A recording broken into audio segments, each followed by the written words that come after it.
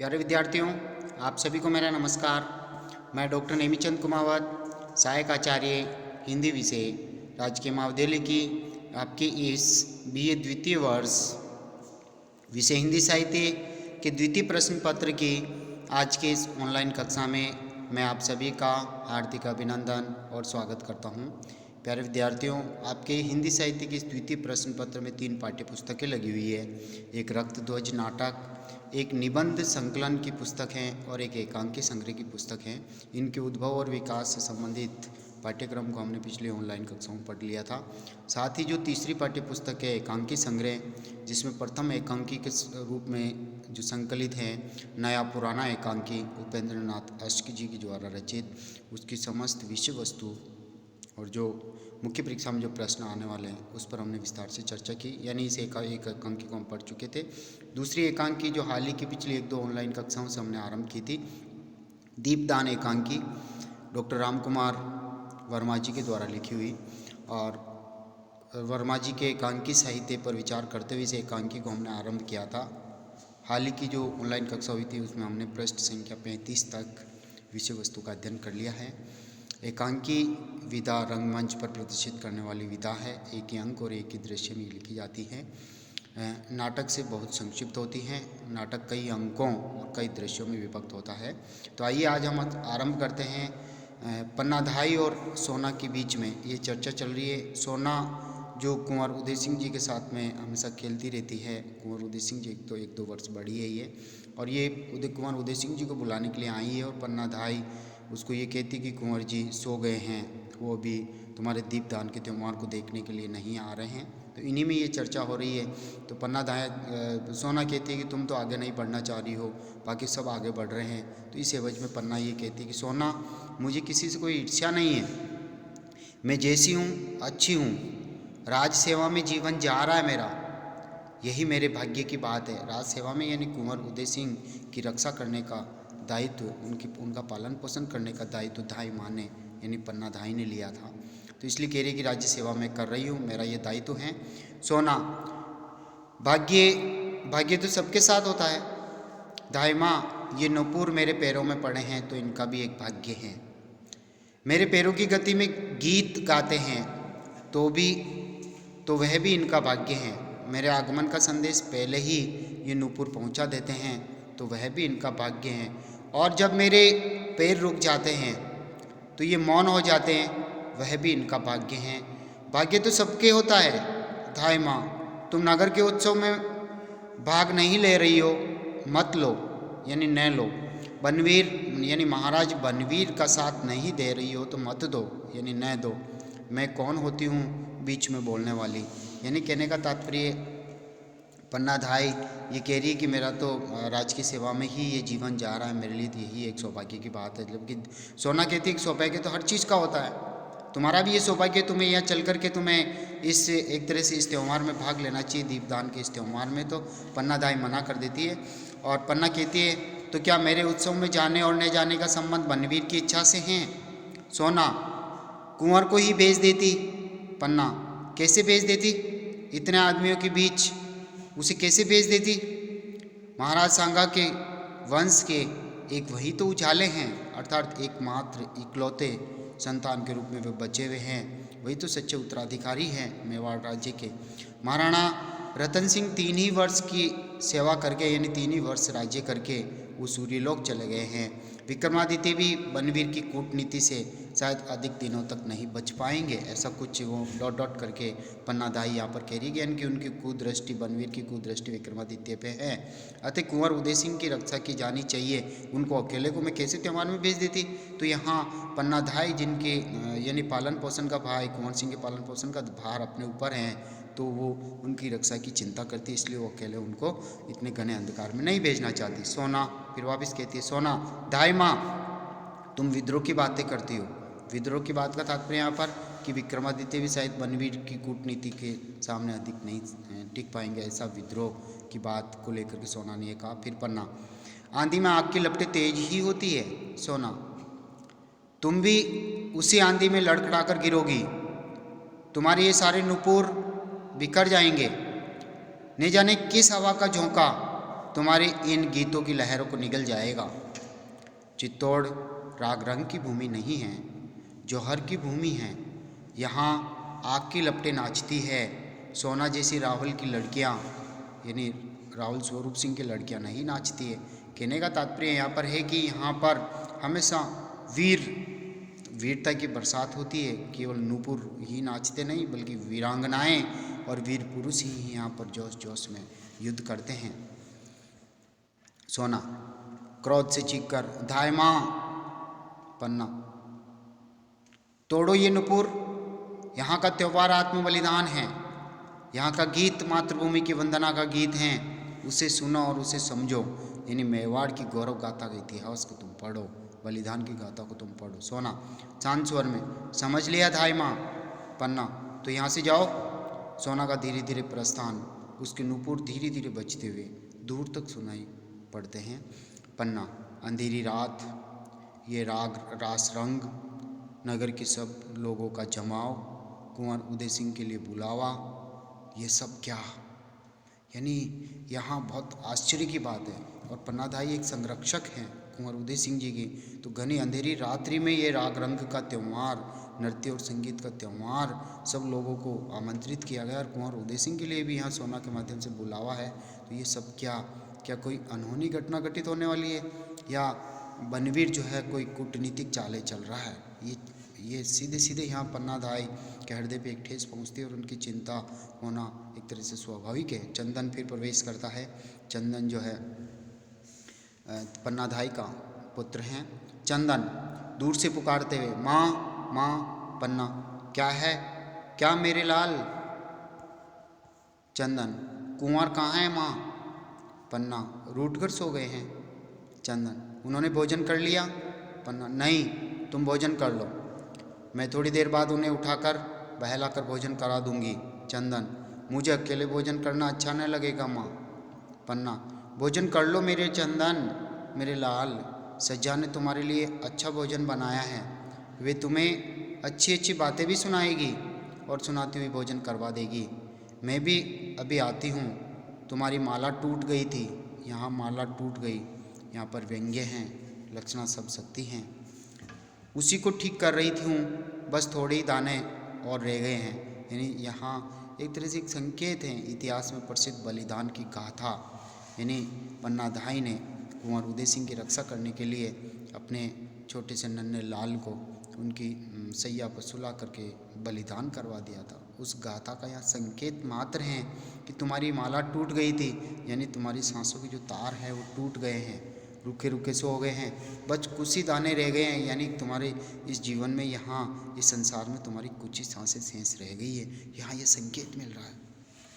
चंदन, माँ कल कुंवर की माला भी ठीक कर देना, वह भी टूट रही है। यानी वह टूट रही है और यहाँ टूट गई थी में अंतर है। सोना ने उसे पकड़कर खींच लिया था। यानी एक तरह से चंदन ये संकेत दे रहे हैं कि कुंवर उदय सिंह पर भी हमला हुआ है, उनकी माला को तोड़ने का प्रयास किया जा रहा है। यानी उनका प्राणांत, उनके प्राण खींचने के प्रयास हो रहे हैं। पन्ना, अच्छा चंदन, वह भी ठीक कर दूंगी। चंदन का प्रस्थान, यानी यहाँ वह भी ठीक कर दूंगी, तो कहने का तात्पर्य यहाँ पन्नाधाई के इस कथन में बहुत बड़ी योजना है कि कैसे कुंवर उदय सिंह को बचाया जाए, कैसे उनकी रक्षा की जाए। ये जो बनवीर के माध्यम से जो राणा सांगा की दासी के पुत्र हैं, उनकी किस तरह से इस बनवीर के द्वारा इस कूटनीति से इनकी रक्षा की जाए, कुंवर उदय सिंह की इस चिंता में वो यही है, इसलिए मैं सब ठीक कर लूँगी। यहाँ संकेत मिल रहा है। एकाएक घर की कुछ चीज़ों की गिरने की धमक, शीघ्रता से शामली का प्रवेश होता है रंगमंच पर। देखिए शामली चीख कर पुकारती हुई वह आती है, धाई माँ, धाई माँ। पन्ना, कौन शामली। शामली बिलखते हुए, धाई माँ, धाई माँ। कुंवर कहाँ हैं, कुंवर जी कहाँ हैं।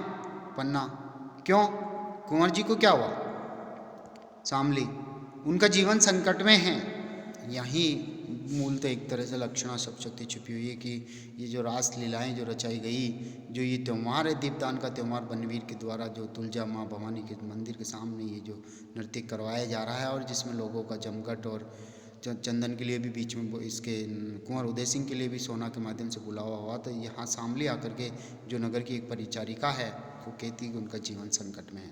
पन्ना, कैसे, कहाँ, कैसे, ये तुम क्या कह रही हो? शामली, उनका जीवन बचाओ धाई माँ।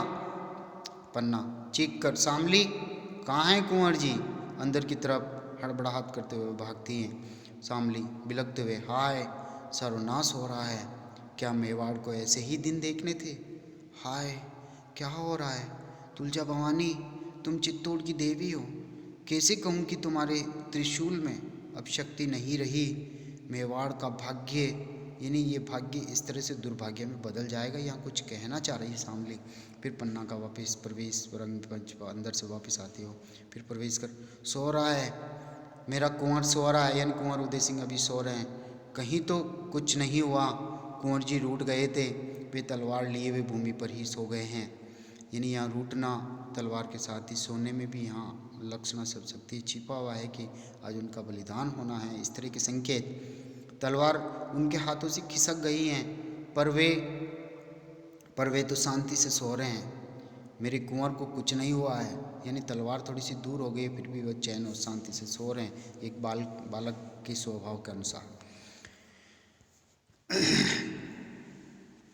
शामली, कुंवर अच्छे हैं, तुलजा भवानी कुशल करें, पर धाई माँ महाराणा विक्रमादित्य की हत्या हो गई। फिर पन्ना चीख कर, महारानी की हत्या हो गई है, किसने की? शामली, बनवीर ने, महाराणा सो रहे थे, उसने अवसर पाकर उनकी छाती में तलवार भोंक दी। पन्ना चीख कर, हाय महाराणा विक्रमादित्य जी, सिसकने लगती है। शामली, बनवीर ने नगर भर में आज नाच गाने का त्यौहार बनवाया, बनवीर ने नगर भर में आज नाच गाने का त्यौहार मनवाया, जिससे नगरवासियों का ध्यान नाच रंग में ही रहे। मौका देखकर वह राजमहल गया, अंतपुर में वह आता जाता था, किसी ने रोका नहीं, उसने महाराणा के कमरे में जाकर उनकी हत्या कर दी। सिसकियाँ लेती हैं। पन्ना स्थिर होकर, आज कुछ समय रास रंग की बात सुनकर मेरे मन में भी शंका हुई थी, इसलिए मैंने कुंवर को वहाँ जाने से रोक दिया था, यानी सोना आई थी इनको बुलाने के लिए, फिर उनको जाने से लिए रोक दिया, इसलिए वो रूठ कर सोए। संभव था कि कुंवर वहाँ जाते और बनवीर अपने सहायकों से कोई कांड रच देता। शामली, इसलिए मैं दौड़ी आई हूँ धाई माँ। लोगों ने बनवीर को कहते सुना है कि वे कुंवर उदय सिंह को भी सिंहासन का उत्तराधिकारी समझकर जीवित रहने नहीं देगा, वह निष्कंटक राज्य करेगा धाई माँ। यहाँ शामली के इस कथन में एक तरह से ऐसा छिपा हुआ है कि महाराणा विक्रमादित्य की हत्या के बाद अब वो कुंवर उदय सिंह की हत्या करने के लिए भी जरूर आएगा। पन्ना, विलासी और अत्याचारी राजा कभी निष्कंटक राज्य नहीं कर सकते। शामली, लेकिन रक्त से भीगी तलवार लेकर वह सीना ताने हुए अपने महल में गया है। पन्ना, लोगों ने उसे पकड़ा नहीं, सैनिक चुपचाप देखते ही रहे। शामली, सैनिकों को उसने अपनी तरफ मिला लिया है, लोग उससे डरते हैं। महाराणा विक्रमादित्य का राज्य भी ऐसा नहीं था कि लोग उनसे प्रेम रखते, उनके पहलवानों की सहायता से राज्य नहीं चल सकता, सभी सामंत महाराणा से असंतुष्ट थे। पन्ना, अब क्या होगा? शामली, थोड़ी देर बाद ही वे कुंवर जी को मारने आएगा। आज की रात बहुत अंधेरी है, आज की रात में ही वे अपने को पूरा महाराणा बना लेना चाहता है।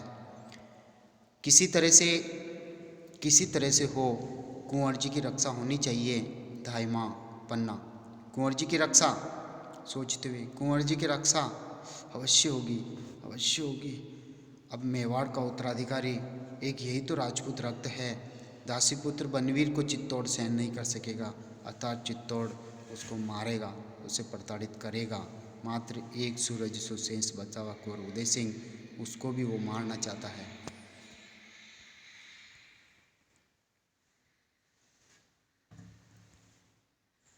शामली, ये तो आगे की बात है, पर तुम कुंवर जी की रक्षा किस तरह करोगी?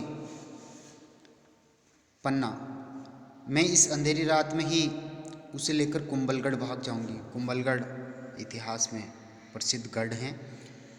शामली, और चंदन कहाँ रहेगा?